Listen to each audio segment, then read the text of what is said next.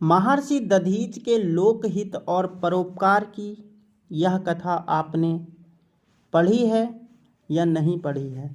अगर आपने नहीं पढ़ी है तो इसे आज हम सुनाते हैं आपको। प्राचीन काल में एक परम तपस्वी हुए जिनका नाम महर्षि दधीच था। उनके पिता एक महान ऋषि अथर्वा जी थे और माता का नाम शांति था। उन्होंने अपना संपूर्ण जीवन शिव की भक्ति में व्यतीत किया था।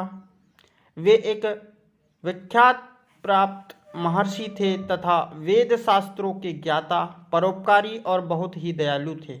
उनके जीवन में अहंकार के लिए कोई जगह नहीं थी। वे सदा दूसरों का हित करने के लिए तत्पर रहते थे। जहाँ वे रहते थे उस वन के पशु पक्षी तक उनके व्यवहार से संतुष्ट थे। वे इतने परोपकारी थे कि उन्होंने असुरों का संहार के लिए अपनी अस्थियां तक दान में दे दी थी। आइए पढ़ें जाने परोपकारी महर्षि दधीच की लोक कल्याण के लिए किए गए परोपकार की कथा। एक बार लोकहित के लिए कठोर तपस्या कर रहे महर्षि दधीच के तप के तेज से तीनों लोक आलौकिक हो उठे, लेकिन इंद्र के चेहरे का तेज जाता रहा, क्योंकि उसे लगा कि महर्षि उससे इंद्रासन छीनना चाहते हैं। इसलिए उसने तपस्या भंग करने के लिए कामदेव और एक अप्सरा को भेजा, लेकिन वे विफल रहे। तब इंद्र उनकी हत्या के इरादे से सेना सहित वहां पहुंचा, लेकिन उसके अस्त्र शस्त्र महर्षि के तप के अभेद्य कवच को भेद ना सके और वे शांत भाव से समाधिस्थ बैठे रहे।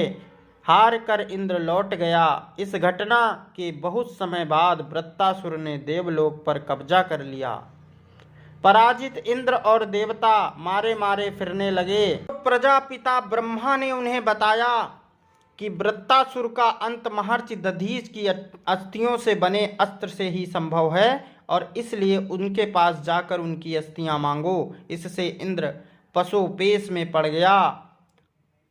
वह सोचने लगा कि जिनकी हत्या का प्रयास कर चुका हूं मैं, वह उसकी सहायता क्यों करेंगे। लेकिन कोई उपाय न होने पर वह महर्षि के पास पहुंचा और झिझकते हुए बोला, महात्मन, तीनों लोकों के मंगल हेतु हमें आपकी अस्थियां चाहिए।